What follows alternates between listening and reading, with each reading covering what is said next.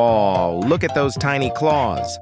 Welcome to episode 39 of our 50-day SpongeBob drawing challenge.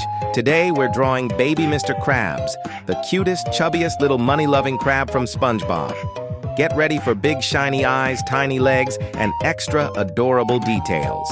Grab your pencil, let your imagination kick in, and let's bring this character to life on the page.